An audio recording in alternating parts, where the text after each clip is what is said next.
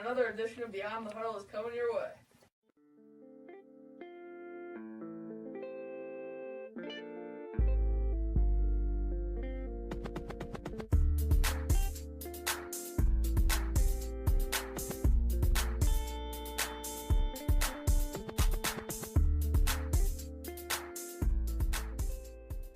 Welcome to the first ever installment of the Beyond the Huddle podcast. I'm your host, Louis DiBiase, joined by three other analysts here with Brendan Harrington, Dave Crescenti, and Jordan Hanscom. What's going on, boys? Nothing much, buddy. It's Friday! Yeah, what's going on? What's up, Hanscom? Which means 2 days till football, so that Friday's not very exciting. Okay. A negative point of view. Down. Okay. First, we're going to talk about we're going to talk a little bit about Week 1 first before we kick into some of our favorite Week 2 matchups. And, of course, yesterday, the Thursday night matchup, the Baltimore Ravens really handed it to the Pittsburgh Steelers. Jordan, we'll start with you first. Just give a little insight on what you thought happened with that matchup last night. Well, I just thought that Pittsburgh just seemed like they were just not ready to play in that one. Their offenses just did not show up, plain and simple. And I thought Flacco did a really good job of keeping the ball moving downfield. Brennan, what do you think? Pittsburgh defense has just become... They used to be their focus. Their defense used to be fantastic. They won them a couple of championships. Now, their pass rush is nowhere. Their offense isn't very good anymore with... Well, Antonio Brown is a little bit banged up, and they don't have much of a run game anymore. But the Steelers just struggled, and the Ravens capitalized on offense, and Owen Daniels showed up yesterday. Okay, honestly, I think more of it was the tale of the Ravens' defense and their pass rush really getting to Roethlisberger and not allowing the Steelers really to push the ball downfield. And Antonio Brown, after that big hit, I don't know about you guys, but I don't think he really looked the same. Yeah, that's what I said. He was banged up. I mean, he missed a drive or two, and he just really didn't look into it. And Jimmy Smith did a great job of stopping him, minus that last drive of the game that really had no impact. Dave, what do you think? Well, yeah, I mean, I still think the Steelers are the better team here. But, like, Antonio Brown is going into the game with an injury, and then he got injured into the game as well. So, like you said, he's probably their best offensive weapon. But, I still like the Steelers. What makes you think the Steelers are better? Yeah, I know, they got... The past 6 quarters, they've been outscored immensely. Okay, but when you look at comparing the two offenses to start, who do you like better at quarterback, Flacco or Roethlisberger? You like Roethlisberger better, obviously. But Roethlisberger's old. Backs, obviously, Le'Veon Bell. And then receivers, it's close, but I'd still go with the Steelers for Antonio Brown, what he brings to the table. The Steelers' defense is incredibly bad. Incredibly bad? Yes! They let Brian Hoyer tear them apart. I don't know about that. Yeah, they did. They gave up a 24-point comeback. Honestly, I agree with Brennan. I think. Go ahead. What I'm trying to, I kind of agree that Pittsburgh really has not looked good. Like, other than the first half against the Cleveland game, they seem to really struggle. And honestly, I think it's due to their secondary. I think that their secondary really has been struggling against some receivers that honestly shouldn't be beating them. And what do you guys think? Because I think this AFC North, honestly, is wide open. It's anyone's for the taking. But if the Bengals could take Atlanta right now, they could. I mean, there's been the Ravens have already played in 2 divisional matchups as well as the Steelers. I don't know. I kind of think maybe Cincinnati's still the top dog in this division. Yeah, Cincinnati might be the best team, top to bottom in the NFL. Arguable. What? Yes. Really? Yes. I'm pretty sure you didn't even put the I think Dalton's got to win a playoff game before that. Top to bottom, every single position, they would be the best team in the NFL. I think they're a very balanced team. I agree with you there. And I do like Dalton. He's a great regular season performer. But I'm not ready to pull the trigger on saying that they're better than the likes of Denver or Seattle. I agree that Andy Dalton isn't the quarterback for their future, but I'm just saying that top to bottom, they're a very good football team. Hansky, do you agree that Andy Dalton reminds you a lot of Matt Ryan in his early career, where everyone was talking about how he didn't have a playoff win for his first couple years, but put up really good numbers in the regular season and got them to the playoffs a couple times? I think that's really what you're looking at with Andy Dalton. I think maybe And this team is the Bengals team is a better team than Matt Ryan honestly has ever had defensively and depth-wise that the Bengals have with Andy Dalton. So honestly, I think this might be the year where they can get a favorable matchup, or if they could get a bye week, which I mean we'll see how the seeds play out. I still think Denver's that top seed, but who knows with New England and Indianapolis that maybe Cincinnati takes that second seed and maybe you set things up right for Andy Dalton. All right. Well, I like Andy Dalton. I just want to see more out of Andy Dalton. All right, Dave, what do you think? well, these two teams play each other week 1 or week 2, so it's going to be a good match. But Atlanta's coming off a sensational week, putting up almost 600 total offensive yards. So Brendan, since you are such a big fan of the Bengals, who do you think is going to win this game? I think the Cincinnati Bengals. The Falcons' defense isn't very good, first off, and the Cincinnati Bengals are just a better football team. But even though they're coming off a huge offensive performance, but going back to Andy Dalton is 3 for 3 in playoff opportunities. What do you mean? What? You're saying that Andy Dalton isn't a good quarterback, but he's been to the playoffs in all 3 of his. Yeah, that's a very good Maybe Oh, okay, I get what you're saying now. Maybe it's not Andy Dalton because when you look at when was the last, does Marvin Lewis have a playoff win even with Carson Palmer? No, he's never won a playoff game in his career. He has not won a playoff game yet. Right, maybe He's it's about over, I believe, 4? Fire his. I believe they made the playoffs a couple at least twice. Well, you know the Pittsburgh game when Roethlisberger was a second-year player and they went on to win the Super Bowl. They beat Cincinnati first, and then there was another year where they made it against the New York Jets, who went on to go to the AFC Championship game. So those two, plus of course the 3 Dalton era losses. Yeah. Maybe it's just the coaching staff, but 0 for 5. maybe what they're doing, Yeah. why they're keeping Marvin Lewis is you're kind of scared because maybe what you have right now, you don't really want to get rid of and risk to get something higher. If you know what I mean by that, like the Buccaneers, they had Tony Dungy, but in order to take that next step and get to the Super Bowl, they got John Gruden. You know what I mean? Yeah. I do, yep. It's kind of like what this is a little bit different, but the Dallas Cowboys went to the playoffs 2 straight years with Chan Gailey and then they fired him. Okay. It's kind of like that, except this is only 2 years. All right. So, Except that was silly. all right. So we're gonna move on. We're gonna go back to week 1 though. And we're gonna talk about which teams impressed you the most. We're gonna start off with we'll start off with Brendan. we'll let you kick off the conversation. Which team impressed you the most in last week's games? The teams that impressed me the most, for one, the Cleveland Browns. Even though they lost the game, they were down and pretty much out of the game very early. They made a 24-point comeback with a good offensive showing and a good defense in the second half. But then the other team, you got to go with the Miami Dolphins. They beat their AFC East rival, the New England Patriots. Had a fantastic defensive performance. I actually watched that game on Game Rewind.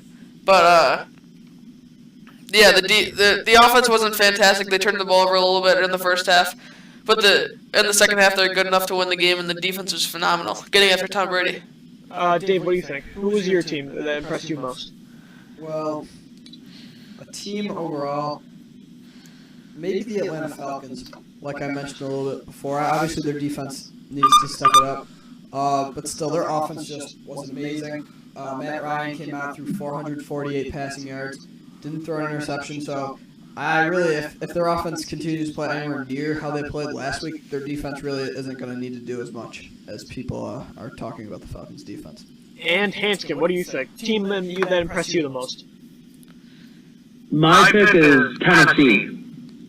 Ooh. I thought that holding Jamal Charles to 7 rushes for 19 yards How did they hold him to 7? in a Kansas City team that made the playoffs last year, for a team like Tennessee, who we've always thought of as like the team that was the mold of irrelevance, that was really impressive. Yeah, I mean, Jamal Charles pretty much did nothing. They pretty much took him out of the game. And the Chiefs' offense, I mean, Alex Smith threw 3 interceptions. He's thrown like 17 in the last 3 seasons, not including this game. So they had a good defensive performance. The team that most impressed me, I'm going to say, is the Arizona Cardinals. This was a huge Week 1 matchup against a team in the San Diego Chargers that a lot of people could even compete with the Denver Broncos to win that AFC West title. I thought Carson Palmer really impressed me. I thought he made some really good throws downfield.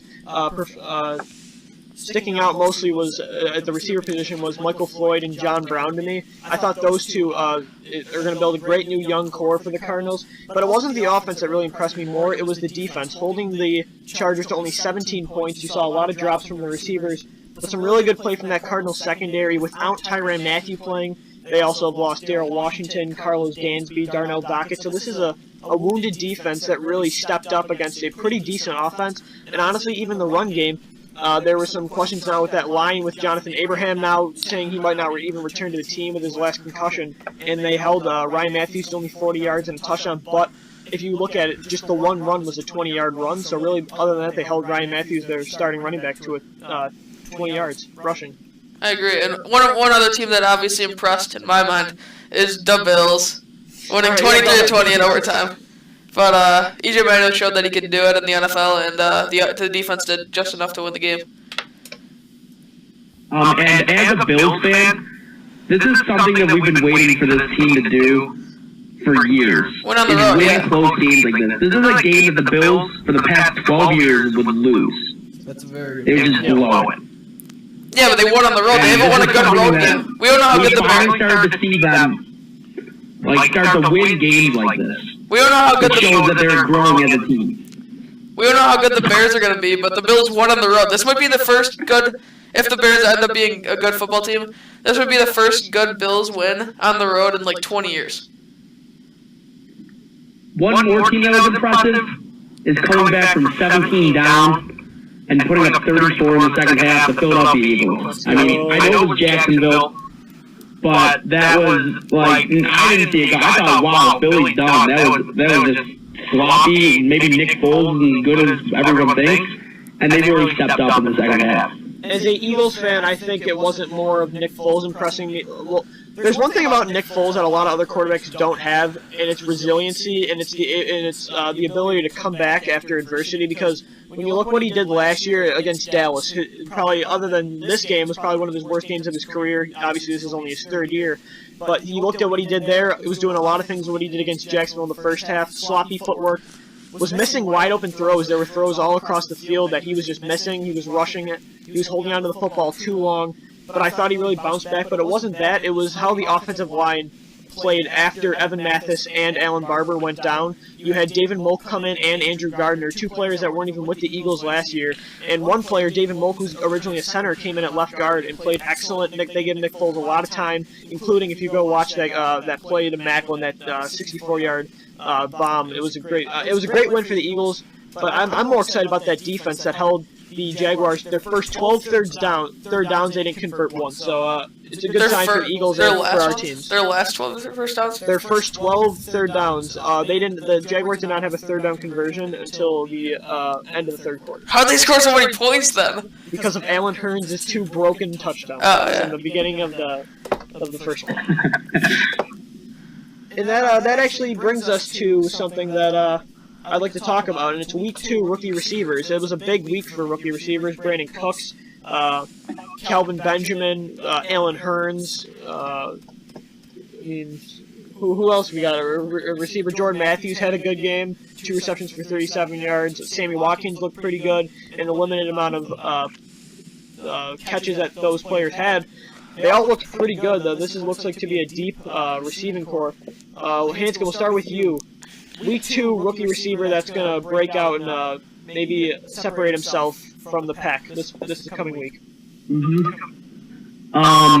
Well, I like Hurns again. I mean, playing against Washington with their defensive issues and their offense not being able to stay on the field, I expect Hurns to have another good game for Jacksonville.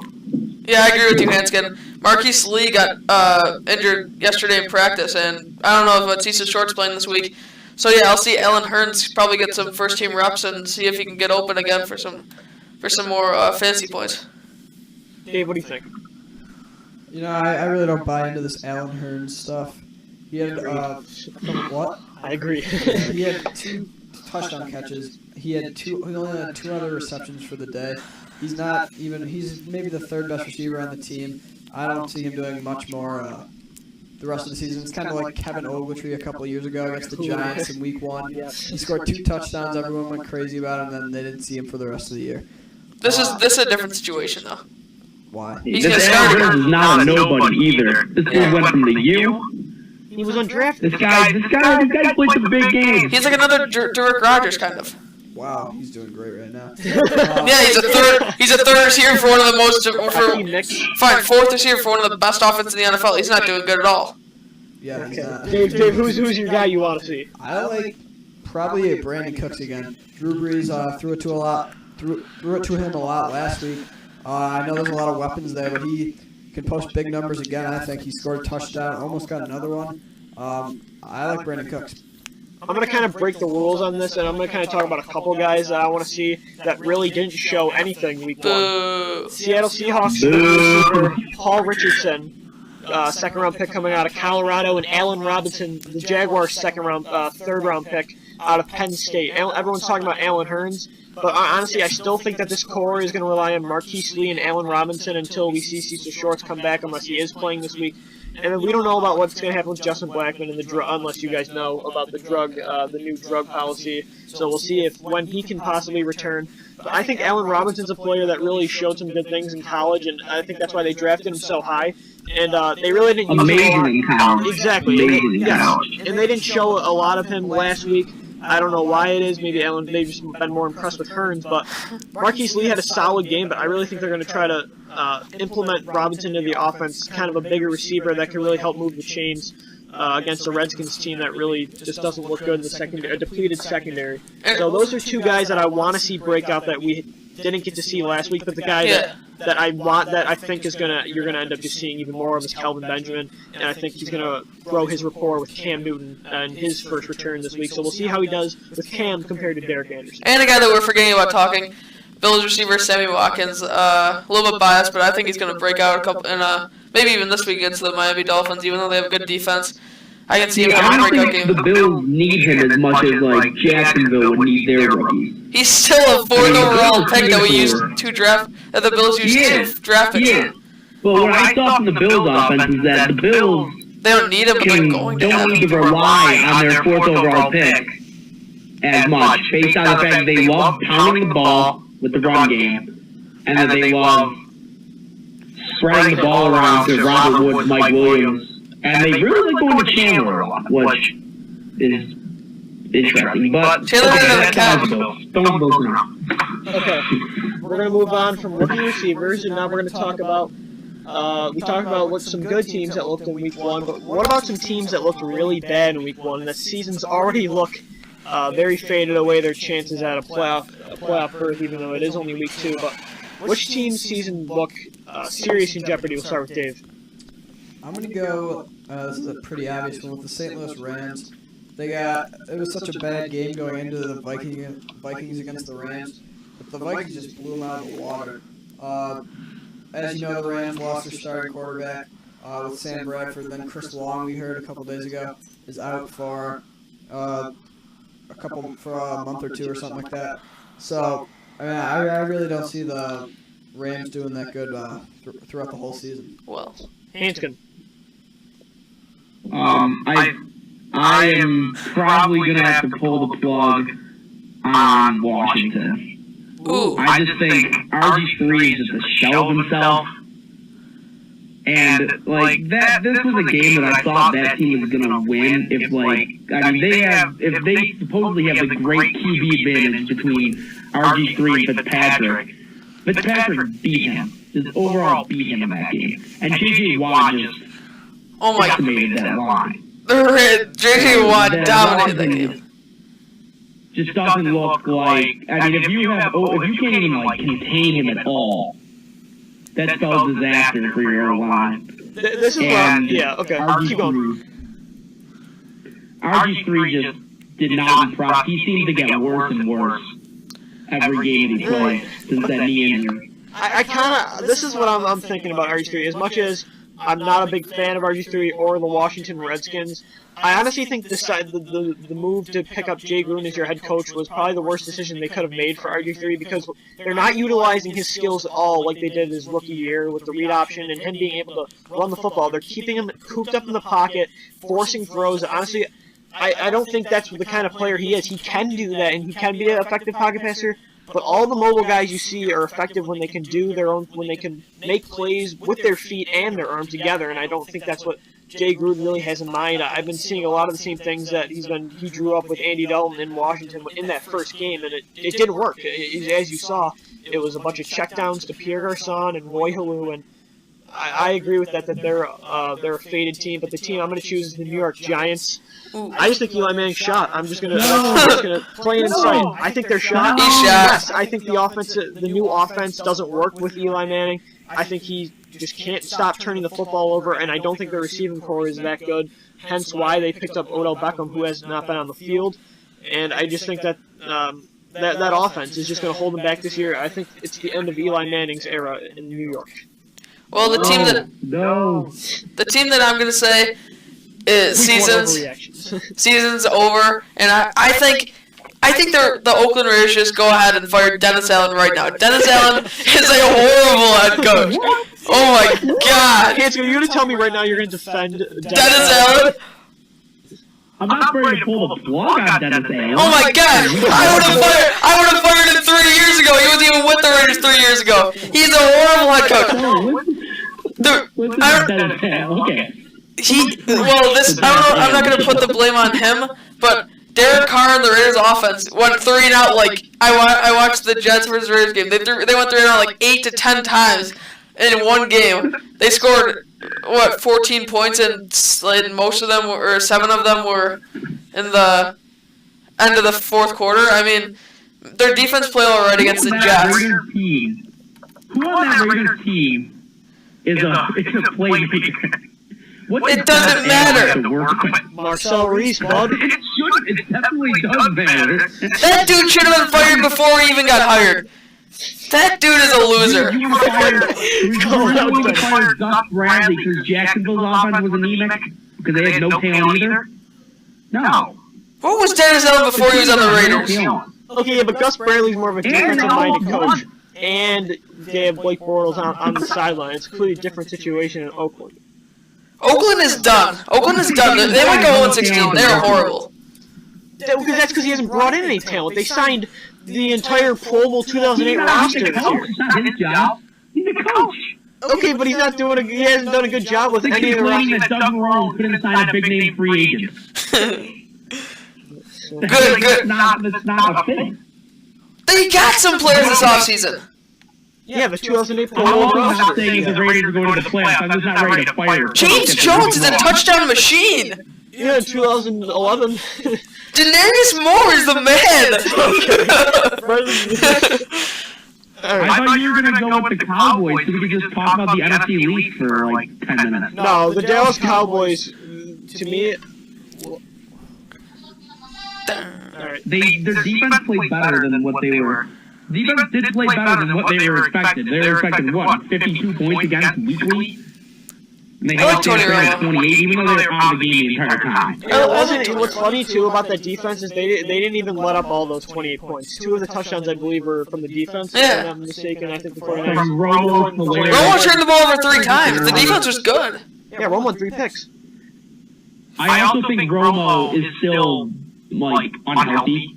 Yeah, here it is. And I'm also not ready to count him out. I think the entire NFC East minus the Eagles blow. Like, they're terrible. Am I wrong as I say this? Tony Romo gets hurt every single year? I don't think Dallas is as bad as everyone thinks they are. I think they are. Yeah. Defensively, they are.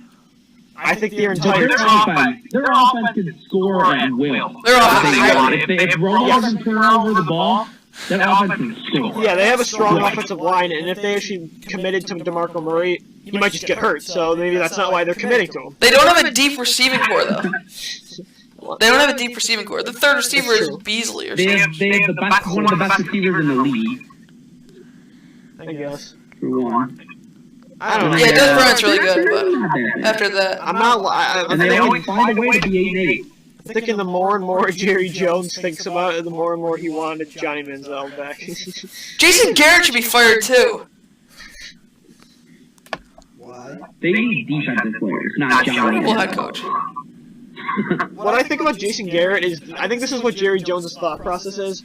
He doesn't want what to happen with Sean Payton happen with him, where a young up-and-coming coach slips out of the team when he struggled there. Because Sean Payton, I don't know who can confirm this, but I know he was some type of coordinator on Dallas with Bill Parcells or somebody. I know he worked for the Cowboys, and then he went over to the Saints.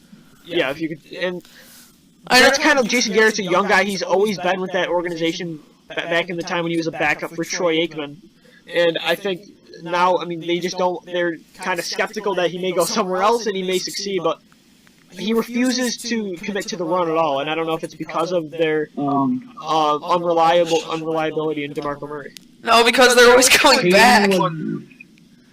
Payton was the Cowboys' assistant head coach, QB coach. Okay, well, I knew he was on And staff. was hired as a head coach by the Saints and right after that. Exactly. So, I mean, you can't blame Dallas for him getting an upgraded position. Well, no, but like what I'm saying is Jerry Jones doesn't want to let another young coach walk from his organization and then succeed somewhere else. He's a coach he's a guy he's a quarterback coach in a head coach's uniform. Jason Garrett is not a head coach in the NFL. I'm saying that, yeah. Just think about this. This is a weird thing to bring up twice in one show. But Chan Gailey went 10-6 and went to the playoffs 2 straight years. Got fired the next year. Well, I know why, because they won 3 Super Bowls the past 7 years before that. He got fired after. Expectations were extremely high. He went 10-6 2 years and got fired after that year. Jason Garrett has yet to win. Has yet to have a winning record. He hasn't. Yeah, he has yet to have a winning record. How many years has coached? 3, 4 maybe. I want to say 4. Yeah, Chan Gailey got 2. Okay, we ready to move on? Yes. All right, let's do it. Yeah, let's move on. All right, now we're going to talk about, get your schedules out. It's the most exciting matchup to watch in this week's game. I'll start it off. I'm going to go the biased route, but it's going to be a really fun offensive game to watch, the battle of 2 of the 2012 QB draft classes, and Nick Foles and Andrew Luck going at it, Eagles versus Colts, Monday Night Football. So I think that's going to be the most exciting game to watch. I think Luck and the Colts know they have to rebound after that really exciting Denver game, and I think they're going to try to take advantage of a weak Eagles secondary, but I think that there's nothing, it doesn't matter about the offensive line. How can the Eagles not shred this defense after how bad it looked? And how can Zach Ertz not score more than 2 touchdowns this week? All right. I'm going to stick with the night games. What a game. All right. Yeah, me too. I'm going to stick with the night games. I'm going to go to Sunday night with the Bears versus the 49ers. There's been a lot of talk about the 49ers, how they're not going to return to the playoffs, how their time is done, Harbaugh should be done, and everyone expected them to beat the Cowboys. So I really want to see what they can do against a good Bears team who have a lot of hype coming into the year, although they also got upset in Week 1 against the Bills. So both teams are really interested in seeing how they both play, and although both Brandon Marshall and Alshon Jeffrey are both questionable for the game. Ooh, that would be tough. I'm not liking the schedule for this week, but I'm gonna have to go the unpopular route. Jaguars at Redskins. Oh my god. I'm just kidding. I'm gonna actually go with a weird game, which I don't like. I usually don't like watching NFC football, but I'm gonna have to go with two games that I enjoy this week. Lions at Panthers. Cam Newton's return. Yes. I like that game, and then I like Seahawks at Chargers. Okay, Anthony, what do you think? Okay, I have 2. One is my bias route, Dolphins Bills. The winner of this game could maybe set the stage for an AFC East run for the Patriots, run with the Patriots. Oh my gosh! I mean, that's a big division. It's week 2. It's a big early division game. Alright. You talk about how good Miami is, and you talk about maybe Miami has this really good balanced team that's ready to make the push to the playoffs. And you talk about Buffalo, who needs this game I don't know about that. show that they are better than a 6-10 team. But the other game that I want to mention is an interesting one that's maybe off everybody's radar. Dallas at Tennessee. I think Why is everyone so obsessed with Tennessee now after one win against the Tennessee's one of the most uninteresting teams in the NFL, probably the worst. Why is everyone interested in them now? Dallas, too. Why is If we do the segment every single show, Dallas is gonna be on it every single week. I'm telling you. all our shows are talking about is the Tennessee Titans? What did they do that the Buffalo Bills and a bunch of other teams that aren't talked about much didn't do? The Buffalo Bills beat a football team. The Tennessee Titans Then why are they did. talking about Not Tennessee 30-46, Titans? I'm sorry. Not 30-46, I don't know what the score was. Forgot the score. It was a long 26-10. They dominated the playoff team. And I want to see if they can do what they did to the Chiefs defense again to the Dallas offense. Oh please, a playoff team? This is a completely different team than the Chiefs last year. They lost two. Their offense is playoff, though, but their Can I please defense. talk? They lost. I want to see if Please Tennessee's shut up. defense. They lost two starting. Shut up. Yes. We're on a delay here, so every time one person talks, it's kind of hard to battle it back. So just They lost two starters in the beginning. I'm pretty sure it was the beginning of the game, and Alex Smith didn't. Well, he was without his favorite target, Dwayne Bowe. That was not the playoff team that played in the playoffs last year. It just wasn't. The Cowboys are pure drama, and in interesting games, that's one for me. Cowboys Titans. Okay. Versus the Bills game, I'm going to be flipping over to that one. So, yeah, man, I'll be there. Alright, before we go into our playoff and our season predictions, we're going to talk about, so at the end of the year we can see how we predicted them, obviously. It's pretty self-explanatory, but we're going to talk about who you guys think are the scariest divisions, and we'll start with Hampton. Okay, scariest division, I mean, NFC West, I think, is clear-cut the most impressive division. I mean, regardless of how bad St. Louis is, 49ers are I pretty mean, bad. Arizona is just as good. Arizona is a very good team, just as well as San Francisco and Seattle. And Seattle has the potential to go undefeated. I mean, that team has no flaw. There's no flaw in the Seattle offense or defense. I mean, the defense is obvious, but I think the NFC West is the scariest division for me. Dave, what do you think? For scariest division, I'd have to agree with him. He's right, though. The Seahawks are, again, looking as good as last year. The 49ers, I'm not done with them. I don't know why people think they are, but I can see the reasons, but I still think they'll get back to the playoffs. And the Cardinals, I'm also a big fan of, so yeah, I see no other division that competes with the NFC West. I'm going to say the NFC North, and I think this is a division that's really been very competitive for the past couple of years, but it's not only because of the Green Bay Packers, which I'm going to have a little bit of a shocker to announce in a little bit about that division. I think the Detroit Lions are a legit team, and I think that defensive line is scarier than it's been in quite some time, and I think Ezekiel Ansah is just a complete-out stud. But it's more about, too, that in Chicago, of course, I don't know, there's that defense, I still don't think Chicago's ready to really compete for a Lombardi trophy, but that Minnesota Vikings team is sneaky good this year, and I wouldn't be surprised if they're really competing till the end of it. I really like Teddy Bridgewater, so I'm kind of hoping to see him soon, but Matt Castle did the job in Week 1, and how electric is Cordero Patterson, and especially into, not just him, but that defense has some very underrated players. Harrison Smith, the safety, their first-round pick a couple of years ago, all he does is make plays, and I think that Anthony Barr was a steal in this year's draft, but I really like the Vikings in that division too, so I'm going to say the NFC North. Brennan, what do you think? I've got two divisions here. I've got the NFC South. That's a great division. I mean, Tampa Bay didn't show like they're trash. They showed that they were run by Josh McCown and who's their Lovie Smith. But the Panthers won without their starting quarterback. They played with Derek Anderson.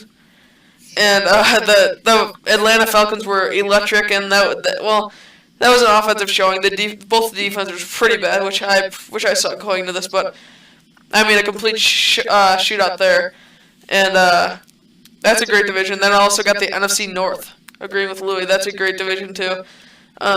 Chicago looks to be good this year. Minnesota beat the Rams. I don't know how good they're going to be. Then you got the Lions, who completely dominated the Giants, who are falling. And you got Green Bay. All right, we're here on the Beyond the Huddle podcast, coming at you with playoff predictions here after Week 1. We're gonna give our entire playoff predictions, and we'll do seeds, and then we'll do who wins too as well on matchups, and then we'll compare them at the end of the year and see how each one did. So, we'll kick it off first. How about we start off with Jordan Hanscom? All right. Do I have to go through the entire thing or just the first round or just like by seeding? Give your AFC. How am I doing? Give our AFC, then NFC, and then we'll give our wins. Okay. All right. Okay, my AFC, my 2 bye week teams is the first seed is Denver. Second seed is Cincinnati. Third seed I have the Bills. Oh, okay. Are you serious? I do. I believe in them. Jesus. I believe in them. I believe in the Bills. And number shell. 4, I have. You're gonna love number 4 too. Oh. What division haven't I said yet? AFC South. Oh no. The It Titans. is not Mr. Andrew Luck. It's the Texans, isn't it? No, it's Tennessee. No. Oh my Your gosh! obsession with the Titans is getting to an extreme. I love the Titans. Why? They're horrible. My wild card teams are Indy and Baltimore. Okay, and Dave, you're up. All right. In the AFC, I have the Broncos being the 1 seed. Obviously, they looked amazing again. Week 1, even though Tennessee? despite that second half almost blowing the game. But the number 2 seed in my opinion, the Indianapolis Colts. I don't know what the hell Jordan is thinking with with the Titans. I'm laughing in the mic. Despite the Week 1 loss, I still think the Patriots are going to win the division. In 4, I have the Bengals, and then the 2 wild cards, another AFC North team with the Steelers as the 5 seed, and the Chargers get in again as the 6. All right, Brennan. I'm gonna go first. Is that okay? All right. I'm gonna talk about. Okay, I'm just gonna get my seeds. So the first seed, I have the Denver Broncos coming out. What was that noise? We're having a good time. No. I'm gonna go with Denver as the first seed. I just don't think any AFC team is really ready to compete with them. The second seed is not the New England Patriots. It's going to be the Cincinnati Bengals. I think this team is ready to take that next step and really make a playoff run, getting the second seed. Third seed, I agree with Dave. I think the Patriots are going to get out of that division still, and it's good, but it's going to be tough. Fourth seed, I'm going to go with the Colts. I think Luck's going to carry them to as far as they can, which to me is going to be a first round and out. But we'll talk about our winners after this. It's a little sneak preview. Fifth is going to be the Pittsburgh Steelers. I think they're going to get over Baltimore to get that 5th spot. And 6 is going to be the Miami Dolphins, who I think get over the San Diego Chargers and Baltimore Ravens for that last wildcard spot. And your Bills will be in it, so don't worry. But I think it's another year of progression for them. Boo. But I like the Dolphins. I think Ryan Tannehill, this third year is going to be third year. I think he's going to really take a big step. And that defense is legit and very underrated. Cameron Wake is probably the most underrated defensive player in the NFL. So that's my 6 AFC teams. Brendan, what about you? AFC. I've got Denver number 1 at 13-3, winning the division. Patriots number 2, 12-4, winning the division. Colts number 3, 12-4, winning the division. Pittsburgh 4, winning the division with a 9-7 record. Bills 5, 11-5. Just 1 game behind the AFC East. A lot of wins. Yeah, against the AFC East winner, the Patriots. Right. And number 6, my surprise team, the Houston Texans, winning with Sir Ryan Fitzpatrick going 10-6 into the playoffs. Fitzy. All right, so now my NFC seeds. Is that how we're doing this? Yes. Okay, so should I just go again? Okay. My NFC's not as radical as my AFC. Don't worry, it's not, because this one's not as shocking. Okay, number 1 is Seattle, who I have going 15-1. I think they lose 1 game, probably to San Fran. It's a game in San Francisco. Number 2, I have Detroit. I really like Lou. I like the D line a lot there, and Calvin Johnson's just an animal. Like, he's gonna put up numbers every game. Number 3, I have Atlanta. really impressed with Matty Ice in the first game, and I think that Atlanta being healthy, if they can stay healthy, they'll be a solid team once again. I like the Eagles to win the NFC Least. And the 5 seed I have New Orleans making it out of the NFC South with Atlanta, and the 6 seed I have Arizona. I don't think San Francisco will make the playoffs this year. Yeah! Thank you. All right, Dave, you're up for the NFC seeds. Number 1, I have, of course, the Seahawks. 2, I have the Saints, who despite the week 1 loss, I still think is going to be very good. 3, I have the Eagles because they're in a trashy division with a very exciting offense. That's the only reason. With a very exciting offense. Thank you. That is the only reason, yeah. 4 seed is the Green Bay Packers. 5, I have the Falcons. And 6, I do have the 49ers. Okay, my turn. First seed I'm going to have is the New Orleans Saints. I think if they can get home field advantage, they're going to be huge for them. And I think that the Seattle Seahawks haven't met their kryptonite, which I'm going to get into in a second. Number 2, I think it's going to be the Seattle Seahawks. I think they'll clinch a first-round bye, but the road will not go through Seattle this year through the playoffs. And number 3, I'm going to have the Philadelphia Eagles. Obviously, they're in a terrible division, but I think that the offense just is undeniably electric, and I think that defense can do enough to get them to a deep playoff run. 4, I have the Detroit Lions winning that division. I think that defense is legit, and I love Matt Stafford to take a big step with Jim Caldwell, who's really good with quarterbacks. Look what he did with Joe Flacco after they fired Cameron? Is that his name? Who? Cam Cameron. Cam Cameron. Now at LSU. When they fired him and Jim Caldwell took over, you saw what Flacco did to end that Super Bowl run. 5th, I have the Arizona Cardinals getting in. I say they get over the San Francisco 49ers. And 6, the Carolina Panthers. So I had the Packers and 49ers missing the playoffs. I think the Carolina Panthers are super underrated. I think that defense is the reason they got there last year, and it's just as good as it was. And I think that receiving core is better than they were last year, honestly, and I think Cam Newton's going to take another step. So I like the Panthers and Cardinals to get those 2 wildcard spots. So no, the Packers and 49ers do not make the playoffs. Alright, here are my NFC playoff picks. Number 1, I've got the Philadelphia Eagles winning 14 games, going 14-2, and winning the AFC East. Wow. Number 2, I've got the Green Bay Packers winning 13 games, going 13-3, and winning the NFC North. Wow. I've got Seattle number 3 winning. I'm sorry. Say 2 again. I missed that. The Green Bay Packers winning 13 games and winning the NFC North. Seattle 11-5. Winning the NFC West. New Orleans 10-6, winning the NFC South. And I've got my 2 wildcard teams: Arizona at 10-6 and Detroit. Yes. Boom at 10-6. Detroit, Rock City. Hockey Town. Okay, I think so. We all got our NFCs. Hanskin, give us your road through the AFC. Wait, what? How, what? I thought we were just doing first round first. No, predict the entire playoffs. Yeah. Oh, crap. Wow. All right.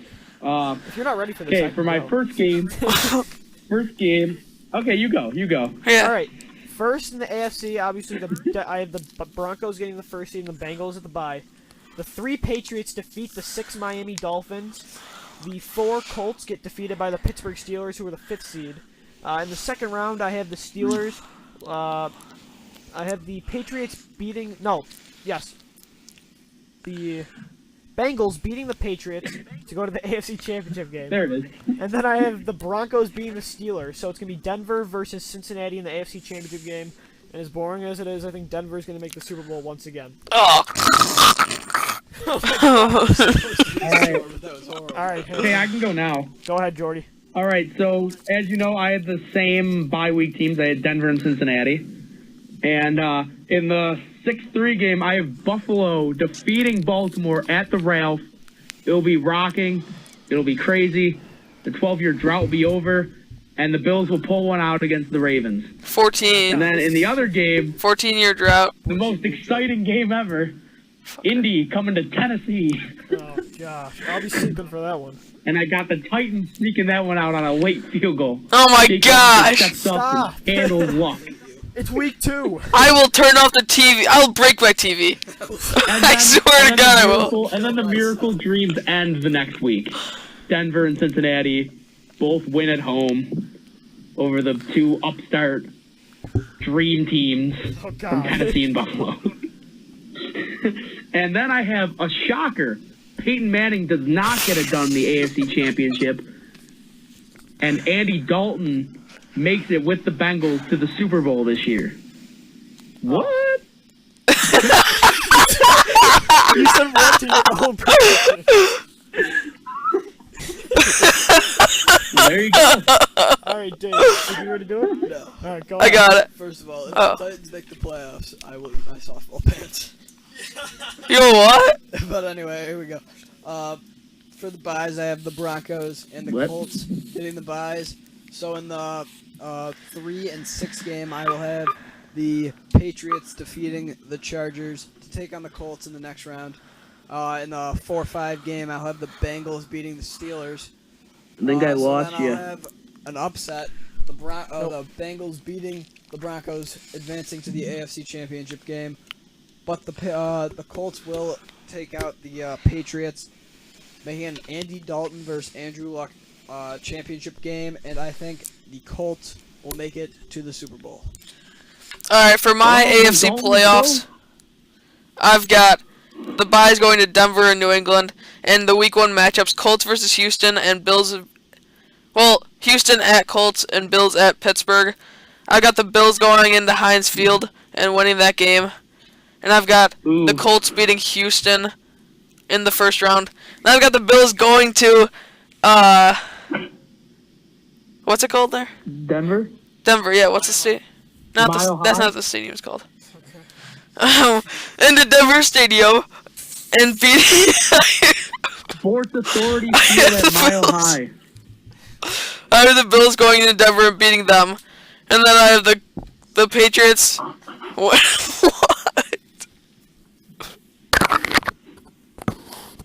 Our picks are going to be so off. I don't think so. I think this year is going to be a real surprise, honestly. I would believe that some of these teams aren't going to be far off. So then I have Colts at Patriots. I got the I've got the Patriots beating the Colts in New England. And then I've got Bills at Patriots. I've got Bills beating the Patriots and going to the Super Bowl. No. No! Come on! Alright, Whoa. NFC. I wasn't even that radical. NFC, here I go. First seed, Wow. I already said those. So the Saints and Seahawks get the bye weeks.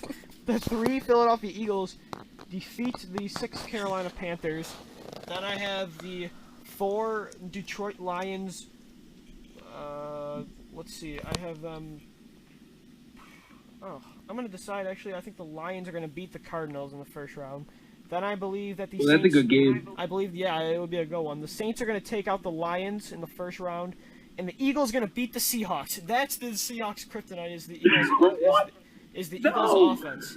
I think that honestly that Seattle's never faced a team like that before, and I think that they're gonna do it this time. So, that's that. You were saving that one all show. You were yeah, and saving then- that kryptonite bomb in all the, show. In the let's see, I'm gonna do the NFC Saints versus Eagles. I'll go Saints in the NFC Championship game, and then I'll say the Saints win the Super Bowl against the Denver Broncos. All right.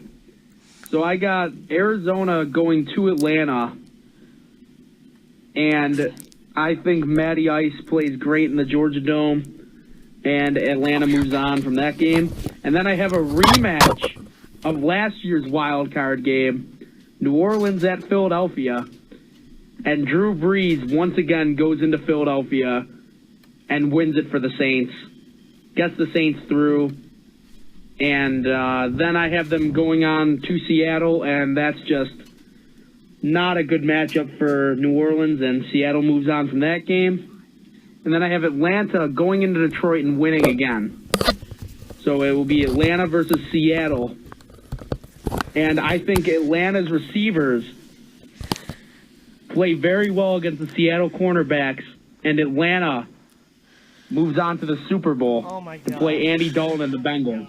Ooh, I like that Super Bowl. That would be And I have exciting. Atlanta with Matt Ryan No. getting the MVP, winning the Super Bowl this year. You're Thank you very overreacting. much. You're Mike overreacting Tom. to the Week 1 games. You're overreacting. Tennessee, Atlanta, those are the Week 1 wonders. Well, why don't we crown the Miami Dolphins the That's AFC the only East make it to champions the already? divisional game. Does Haynes gonna have an 0-1 team in the playoffs? I don't think so. So, I have the Saints as my Super Bowl pick. Hanskin has the Falcons. All right, here we go. In the NFC, the Seahawks are, and the Saints get the byes. So in the I had to switch around the Packers and the Eagles to make it all work out. Don't worry about it. So the Eagles play the Falcons, and the Eagles go up to Seattle. But and then the Packers will play the 49ers, and I think the Packers will win that game. What? I don't know. Go on to play Saints, and I think the Packers will prevail in that game to go to the NFC Championship game against the Seahawks. The Eagles are no match for the Seahawks. They Give me a break. steamroll Nah. No man. The 49ers? The 40-winers? This is the Lou Diva Oh. show, not the steamroll Chip Kelly's offense, and they go out George to offense. the NFC Championship game against the Packers, who walk in to Seattle and shut up the 12th man, go to the Super Bowl, and defeat Andrew Luck. Aaron Rodgers gets the second ring, and the Packers win the Super Bowl.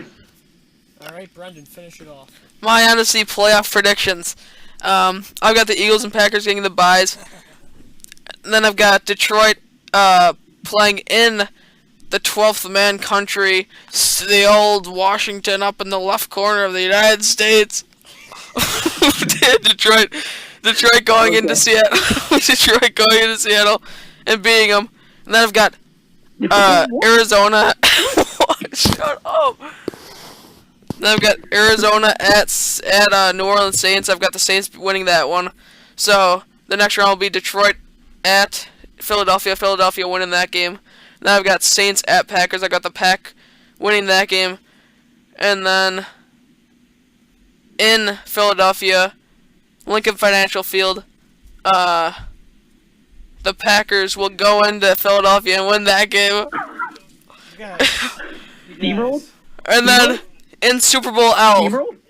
Wait, it's Super Bowl L, right? Super Bowl 50. Super Bowl L. No, they're just calling it 50. Super Bowl L? They're just Su- calling it's just called Super Bowl 50. Super Bowl L. For Super Bowl 50, the Packers will face the Buffalo Bills. and the Buffalo Bills under Terry Pagula will be victorious Yay! with Nigel Bradham winning MVP. Oh, God, another no-name line. Wait, Nigel Bradham wins MVP. And Chris Hogan having a fantastic outing in I feel Arizona. like you guys put zero thought into this, because Hanskin's the Week 1 Warriors. Brendan's, I like the Bills. And the Buffalo Bills will win the NFL Super Bowl. My Super Bowl is possible, though. Mine's actually No, yours possible. isn't. You have the No. you have the Titans winning the division over the Cincinnati Colts. can't beat None of Denver. us have the Atlanta Seahawks. can't be good. None of us have Seahawks Denver, which everybody else has. So The I'm Buffalo gonna Bills. go away with that. Brendan, you are stupid. Okay, that's Why good. can't Yeah. Cincinnati and Atlanta beat Seattle and Denver? I don't see how that's not. I don't It's see how that's possible. How can unreasonable. the Titans make the playoffs? I think the NFL is at a point now where, honestly, I think there's not going to be as many surprises. Yeah. All right, that's You just said that there was going to be more. You just said Let like me close 20 the minutes show, ago. There damn was, it. you said 20 minutes ago there was going to be the year of the surprises, and now you're saying that there's no surprises. That's going to do it for today's Beyond the Huddle podcast. Thanks for joining us here. Make sure to check us out on Twitter. Follow me on Twitter at DB Sports Talk. Follow Hanskin. What's your Twitter handle? Jay Hanskin 57, Brendan, do you want us to disclose? and your Twitter? follow me, please. Yeah. Please follow me. All right, Brendan, what's your You wanna Twitter? follow My Twitter is at HBrendan17. Okay. And mine is at none of your business. Yeah, there you go. I like it. Okay, and then make sure to check us out on iTunes, download, and Give us some comments if you're listening to the show. You guys If you believe are, in Tennessee. baby. You guys all believe in Tennessee. I know you do. Go I know Tennessee all you Titans. listeners out there. The official sponsor of the Beyond the Huddle podcast is Wait. the Tennessee Titans. Let me just say this, Hanskin. If That's the team Just of the kidding, Beyond the not Huddle. really. It's the Tennessee Titans. Guys, the team of this podcast is the Tennessee Titans. That's the team we're rooting for as a podcast. Let me just say this. We should get a Zach Mettenberger fathead. Oh, and we never If talked about the the Jets, so I liked Geno Smith. Then don't respond to that. There you go. if the Titans trade for Peyton Manning, Adrian Peterson, Calvin Johnson, then they might have a chance at the playoffs. On that note, it's been Beyond the Huddle. Well, Geno Smith actually completed 82% of his passes, so he did have a great week. Alright, let's talk. Okay, alright. So that's gonna do it for today's Beyond the Huddle. And see you next time, boys. Later. Later, skater.